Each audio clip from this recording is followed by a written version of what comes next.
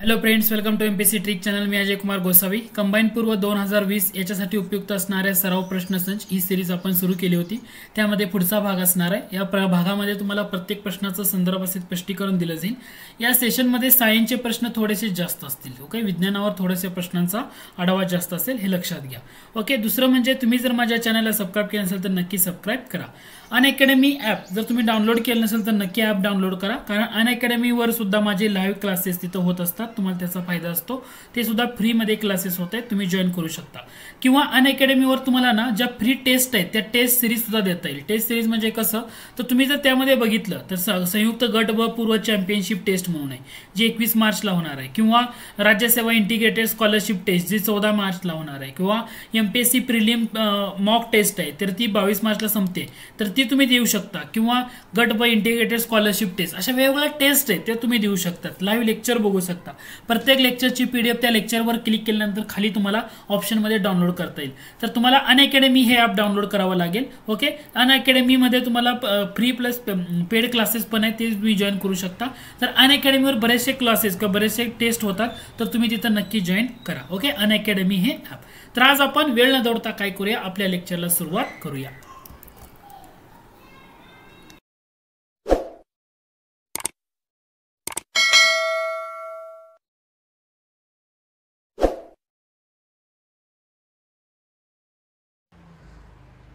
आज आपण पहिल्या प्रश्नाला सुरुवात करूया. प्रश्न तुमच्या स्क्रीनवर आहे. योग्य विधानं ओळखायला सांगितली आहेत. एकूण विधानं दिली 3, त्या 3 विधानामधून शोधायचं आहे. प्रश्न जर बघितला तर तुम्हाला एक समजून येईल की तो रेडिओ ॲक्टिव्हिटी किंवा त्याला किरणोत्सारिता किंवा किरणोत्सर्ग याच्या संदर्भामधला हे तुम्हाला समजून येईल. प्रश्न पहिलं स्टेटमेंट पहा. फ्रेडरिक जॉलिओ क्युरी व आयरीन जॉलिओ क्युरी या दाम्पत्याने प्रथम नैसर्गिक किरणोत्सर्गाचा किंवा त्याला नॅचरल रेडिओ ॲक्टिव्हिटी याचा शोध लावला. आता रेडिओ ॲक्टिव्हिटीचा शोध कुणी लावला, तर हेनरी बेक्वेरेल यांनी लावलाय. हेनरी बेक्वेरेल यांनी रेडिओ ॲक्टिव्हिटीचा शोध लावला होता. कधी लावला होता? 1896 साली. 1896 या इयरला त्यांनी लावलेला आहे. आणि रेडिओ ॲक्टिव्हिटीचं युनिटच एस आय पद्धतीतलं बेक्वेरियल किंवा त्याला BQ असं म्हटलं जातं. युनिटला त्या BQ किंवा बेक्वेरियल असं म्हटलं जातं. त्यामुळे पहिलं स्टेटमेंट तर हे चुकीचं ठरतंय, हे लक्षात घ्या. दुसरं म्हणजे या शोधाबद्दल त्यांना म्हणजे कोणाला, हे पहिल्या स्टेटमेंटमध्ये दिलेले दाम्पत्य आहे त्यांना नोबेल पुरस्कार दिला. तर त्यामुळे दुसरं स्टेटमेंट सुद्धा चुकीचं ठरतंय. आता या रेडिओ ॲक्टिव्हिटीच्या शोधासाठी 1903 सालाला नोबेल दिलाय फिजिक्समधला, परंतु हा फिजिक्समधला नोबेल देताना जो हेनरी बेक्वेरियल आहे, हेनरी बेक्वेरियल सोबतच आणखी 2 महत्त्वाच्या व्यक्ती येतात. एक म्हणजे मेरी क्युरी आणि दुसरी म्हणजे Pierre Curie. Marie Curie, Pierre Curie या दाम्पत्याला प्लस हेनरी बेक्वेरेल या तिघांना मिळून 1903 सालचा नोबेल देण्यात आलाय. त्यामुळे दुसरं विधान सुद्धा चुकीचं आहे. तिसरं स्टेटमेंट पहा. मेरी क्युरी यांनीच किरणोत्सारितेचा सिद्धांत दिला आणि किरणोत्सार किंवा रेडिओ ॲक्टिव्हिटी हा जो शब्द आहे प्रचलित केला. प्रचलित कोणी केला, तर मेरी क्युरी यांनी केला. तुम्हाला विचारलं किरणोत्सारी रेडिओ ॲक्टिव्हिटी म्हटल्यानंतर कोणी शोध लावला, तर हेनरी बेक्वेरियल हे नाव लक्षात ठेवणं गरजेचं आहे. आणि हा शब्द प्रचलित केला मेरी क्युरी यांनी. त्याच्यामुळे या प्रश्नाचं अचूक उत्तर ठरतंय पर्याय क्रमांक 3 म्हणजे विधान क बरोबर आहे. पहिलं चुकीचं का आहे त्याचं रिझन, नॅचरल रेडिओ ॲक्टिव्हिटी म्हटल्यानंतर Henri Becquerel, Marie Curie, Pierre Curie. Henri Becquerel नाव लक्षात ठेवायचं. नोबेल देताना 1903ला हेनरी बेक्वेरियल, पेरी क्युरी आणि मेरी क्युरी यांना फिजिक्समधला नोबेल जाहीर झाला होता 1903 साली. मेरी क्युरी यांनी हा जो किरणोत्सारीचा सिद्धांत दिला, परंतु शब्द प्रचलित त्यांनीच केलेला आहे. मेरी क्युरी यांनी शोध लावला हेनरी बेक्वेरियल. आणि SI पद्धतीतलं युनिट काय आहे किरणोत्सारीचं किंवा रेडिओ ॲक्टिव्हिटीचं? SI पद्धतीतलं युनिट काय आहे, तर ते आहे बेक्वेरियल. आता SI म्हणल्यानंतर तुम्ही म्हणाल SIचा फुल फॉर्म काय? SI म्हणजे काय? सिस्टीम ऑफ इंटरनॅशनल युनिट असं म्हटलं जातं त्याला. ते SI पद्धतीतलं युनिट म्हटलं जातं. ओके, हा तुमचा पॉईंट क्लिअर झाला असेल.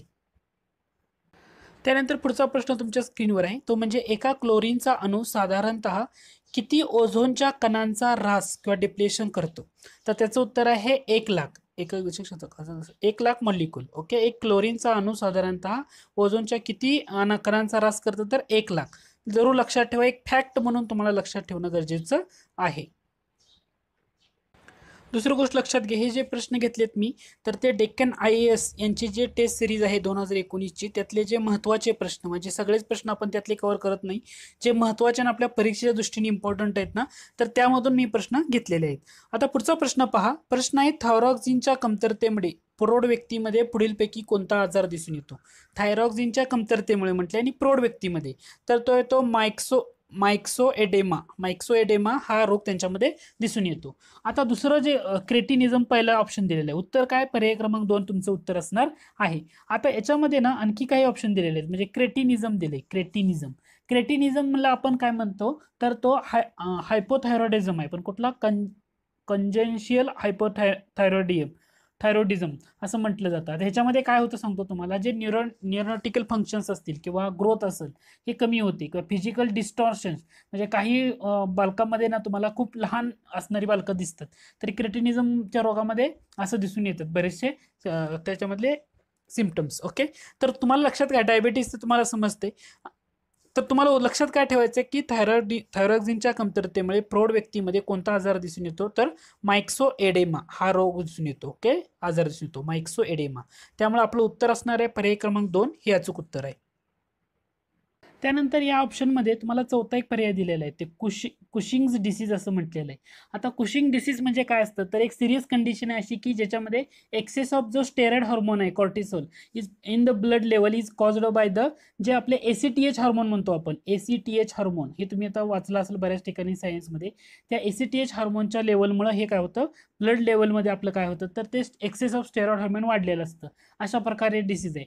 त्यामुळे तुम्हाला अगोदर हे समजणं गरजेचं आहे की ACTH हार्मोन म्हणजे हे कोण प्रोड्यूस करतं, तर जी आपल्या शरीरामधली जी ना नॉर्मल पिच्युटरी ग्लँड आहे ना, ही नॉर्मल पिच्युटरी ग्लँड ही ACTH हार्मोन प्रोड्यूस करतं.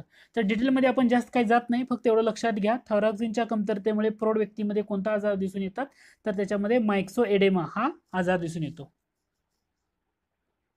त्यानंतर पुढचे 2 प्रश्न पहा. मानवाची उत्पत्ती खालीलपैकी कोणत्या कालखंडात झाली असा प्रश्न आहे, तर त्याचं उत्तर आहे सेनोझोईक कालखंड. या सेनोझोईक कालखंडामध्ये मानवाची उत्पत्ती झाली.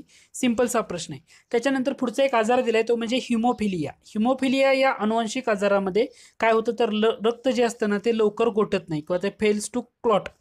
तर यामुळे अधिक काय होतो, रक्तस्राव होतो. तर हे कशामुळे घडतं, म्हणजे हिमोफिलिया हा जो आजार आहे, या आजारामध्ये रक्त लवकर गोठत नाही, ऍक्च्युली हा रक्तस्राव होत राहतो. तर हे कशामुळे होतं, तर त्याच्या ऑप्शन दिलेत फॅक्टर 8, फॅक्टर 9 आणि फॅक्टर 6.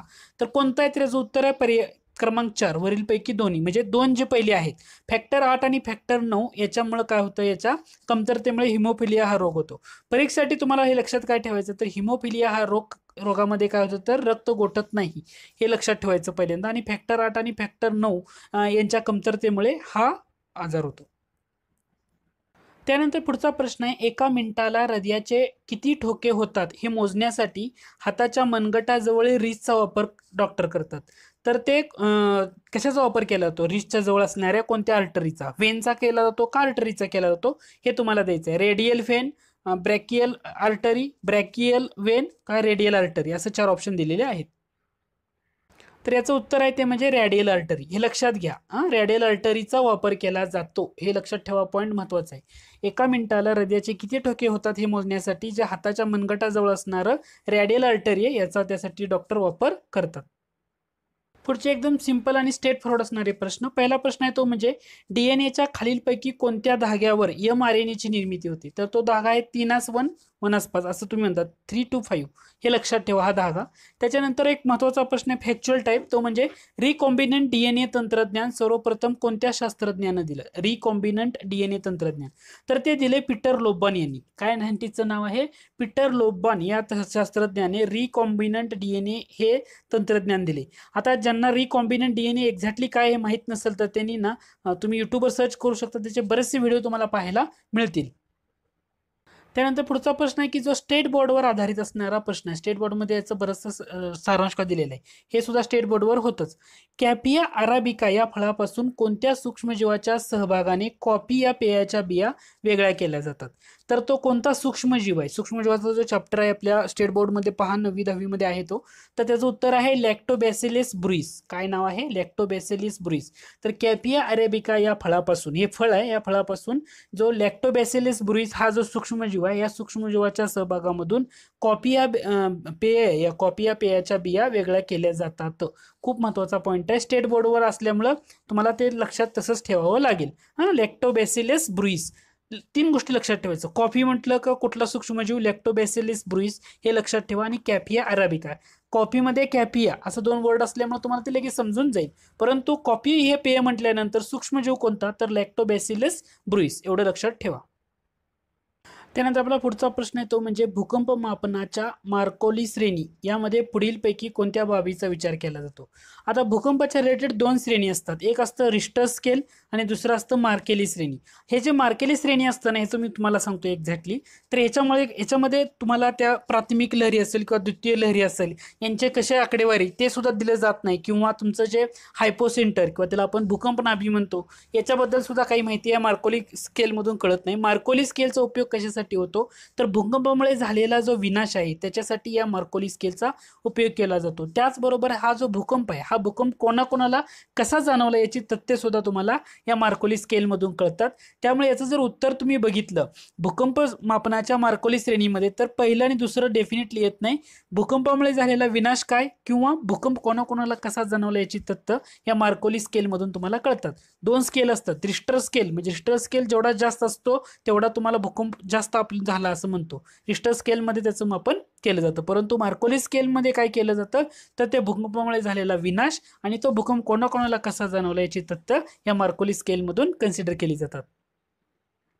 पुढचा प्रश्न आहे की ओवेन मेरिडिथ या नावाने कादंबरी लेखन कार्य करणारा भारताचा व्हाईसरॉय कोणता?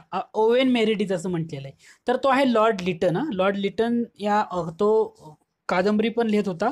तर ओवेन मेरिडिथ हा ते नाव वापरत होता. परीक्षेला याच्यावर विचारलं जाऊ शकतं. स्टेट फॉरवर्ड आणि सिम्पल्स असा हा प्रश्न आहे. त्यानंतर पुढचा प्रश्न आहे तो म्हणजे कल्याणकारी राज्य किंवा त्याला आपण वेलफेअर स्टेट असं म्हणतो, ही भारतीय राज्यघटनेची मूलभूत संरचना किंवा बेसिक स्ट्रक्चर आहे असा एक निर्णय कोणत्या खटल्यामध्ये देण्यात आला होता? त्याचं उत्तर आहे भीमसिंहजी खटला 1981चा. हे तुम्हाला स्टेट म्हणून लक्षात ठेवावं लागेल, ॲडिशनल म्हणून. कदाचित असा प्रश्न विचारला तर तुम्हाला त्याचं उत्तर देता येईल. कल्याणकारी राज्य किंवा वेलफेअर स्टेट ही भारतीय राज्यघटनेची बेसिक स्ट्रक्चर किंवा मूलभूत संरचना आहे असा भीमसिंहजी खटला जो आहे 1981 या खटल्यामध्ये देण्यात आलेला होता. पुढचा प्रश्न आहे, जर एखाद्या विधेयकातील तरतुदी करता राज्यपालांनी ते विधेयक राष्ट्रपतींच्या विचारार्थ राखून ठेवणे आवश्यक असेल तर त्या विधेयकाकरता, म्हणजे एखादे विधेयक असेल त्याच्या तरतुदी करता राज्यपालांना काय करावं लागत असेल, समजा ते विधेयक राष्ट्रपतींच्या विचारार्थ राखून ठेवावं लागत असेल तर त्या विधेयकाकरता असं म्हटलेलं आहे. तर राज्यपाल वट हुकूम काढू शकत नाही, तर डेफिनेटली राज्यपाल वट हुकूम काढू शकतात. त्यामुळे पहिला ऑप्शन तर तुमचा इलिमिनेट होतो. त्याच्यानंतर राज्यपाल वट हुकूम मंत्रिमंडळाच्या सल्ल्याने काढू शकतात आणि राष्ट्रपतीच्या परवानगीची त्यासाठी गरज नसते. हे पण चुकीचं आहे, कारण राष्ट्रपतीची परवानगी त्यावेळी त्यांना लागणार आहे. राज्यपाल काय करू शकतात तर वट हुकूम काढू शकतात, परंतु त्यांना राष्ट्रपतीची संमती किंवा सूचना आवश्यक असते. इन्स्ट्रक्शन असा शब्द वापरलेले. त्यामुळे पर्याय क्रमांक 3 हे तुमचं काय असणार आहे? अचूक उत्तर असणार आहे. त्यानंतर पुढचा प्रश्न पहा, पुढे दिलेल्या अनुच्छेद व तरतूद यांच्या जोड्यापैकी चुकीची जोडी ओळखायला सांगितले. म्हणजे तुम्हाला याच्यामध्ये 330 आर्टिकल, 331 आणि 332 आर्टिकल, 3 आर्टिकल बाबत दिलेलं आहे आणि त्याचे तरतुदी दिलेत. चुकीचं कोणतं ते ओळखायला सांगितले. पहिल्यांदा आपण 330 कडे जाऊया. 330 आर्टिकल म्हणजे ब मध्ये बघा, लोकसभेत अनुसूचित जाती अनुसूचित जमातींचा समावेश असणारे आरक्षण. तर 330 मध्ये तसं सांगितलेलं आहे की लोकसभेमध्ये अनुसूचित जाती अनुसूचित जमातीसाठी असलेलं आरक्षण. त्यामुळे ब तुमचं बरोबर येते. 331 बघा, लोकसभेतील अनुसूचित जमातींचे प्रतिनिधित्व. तर 331 मध्ये काय सांगितले तर लोकसभेमध्ये अनुसूचित जमाती नसून तिथं अँग्लो इंडियन पाहिजे. काय पाहिजे? Anglo Indian. सध्या हा इश्यू खूप चर्चेत होता. त्याच्या संदर्भातली एक महत्वाची लेटेस्ट घटना दुरुस्ती झालेली होती, त्याच्यामुळे हा पॉईंट चर्चेत आलेला आहे. तर 331 मध्ये काय पाहिजे तर लोकसभेतील अँग्लो इंडियन समुदायाचे लोकसभेमध्ये असलेलं प्रतिनिधित्व हे 331 बाबत आहे. त्यामुळे पहिलं स्टेटमेंट तर तुमचं चुकीचं ठरतंय अनुसूचित जमातीमुळे. त्याच्यानंतर 332 बघा, 332 काय म्हटलंय की विधानसभेतील सदस्य करता SC आणि ST असणारे आरक्षण. तर हे बरोबर आहे. दोन तीन गोष्टी तुम्हाला लक्षात ठेवायच्या, 330, 31, 32 आणि 33. 330 आर्टिकल जर तुम्हाला सांगितलं, 330 मध्ये काय सांगितलं, तर लोकसभेमध्ये SC ST या समुदायाचं असलेलं आरक्षण.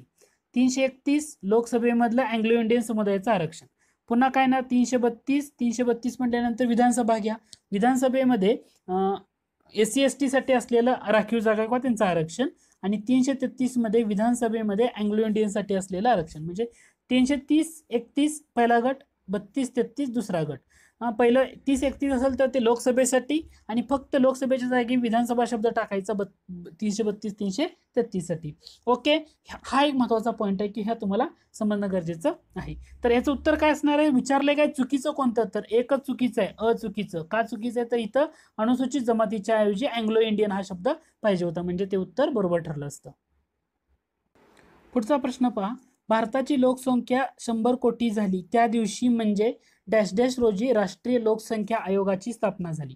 तर कधी आहे ऑप्शन बघा, 11 जानेवारी 2000, 11 जानेवारी 2001, 11 मे 2001 का 11 मे 2000.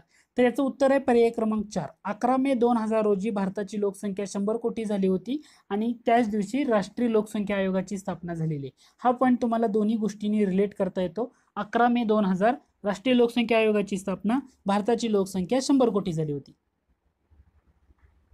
पुढचा प्रश्न आहे, पुढीलपैकी कितव्या घटना दुरुस्तीद्वारे सन 2026 पर्यंत लोकसभा निवडणुकीकरता गृहीत धरली जाणारी लोकसंख्या सन 2001 मधील जनगणने इतकी निर्धारित करण्यात आली आहे. सिंपलचा प्रश्न आहे डायरेक्ट घटना दुरुस्तीवर.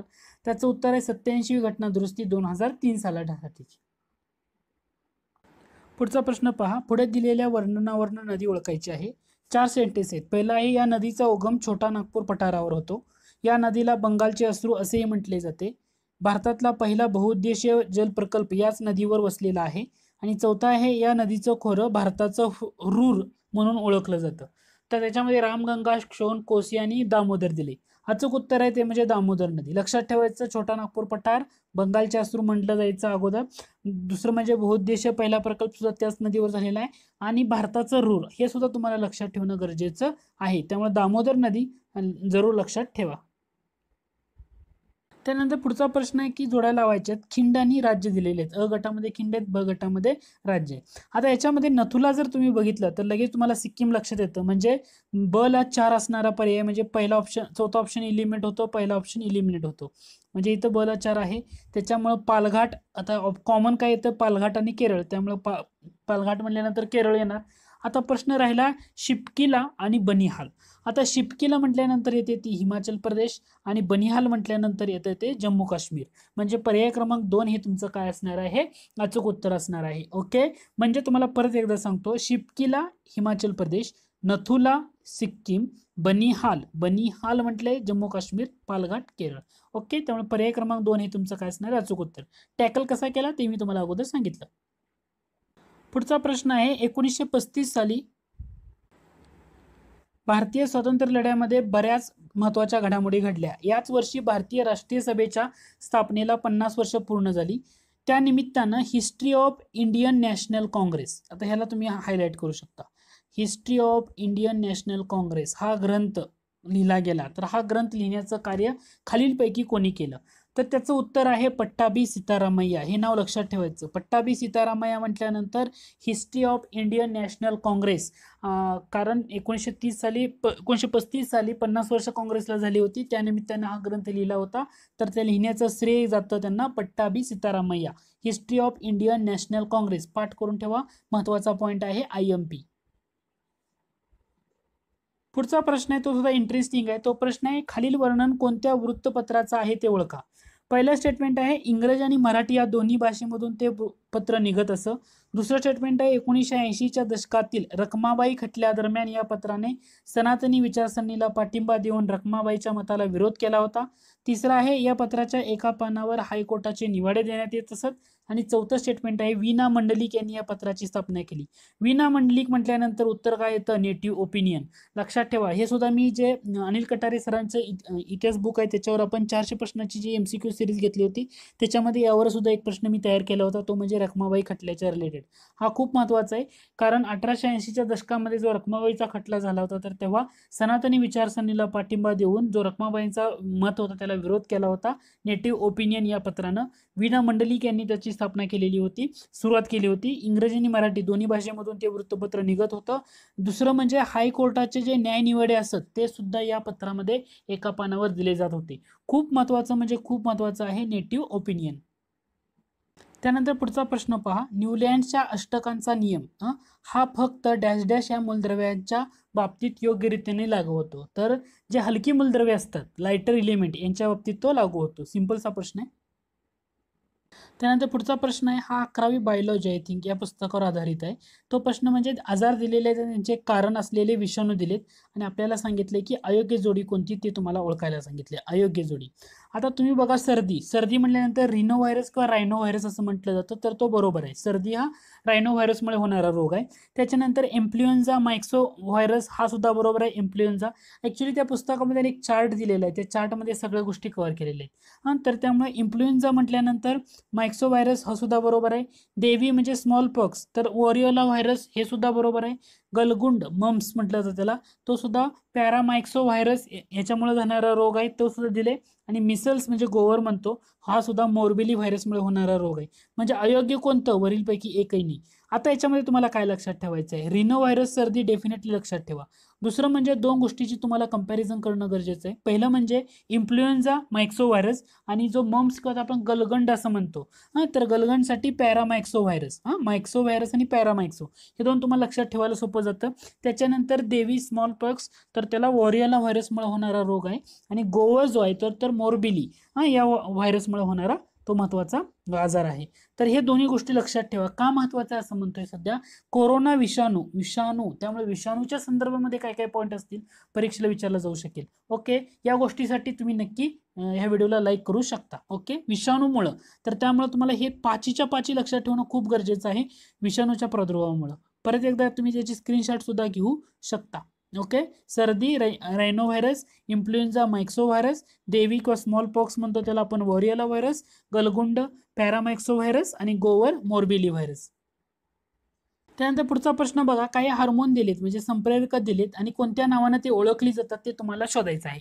आता प्रश्न जर नीट बघितला तर तुम्हाला वाचल्यानंतर बऱ्याच गोष्टी तुम्हाला काही लोकांना लगेच कळणार नाहीत, परंतु बर्थ हार्मोन म्हटल्यानंतर ऑक्सिटॉक्सिन हे जर तुम्हाला ज्यांना समजलं तर ते डायरेक्ट प्रश्नाचं उत्तर देऊ शकतात. ड ला एक कुठं आहे तर चौथ्या पर्यायामध्ये आहे, म्हणजे ते तुमचं काय असणार आहे, उत्तर असणार आहे. हे लक्षात घ्या, हा पॉईंट खूप महत्वाचा आहे.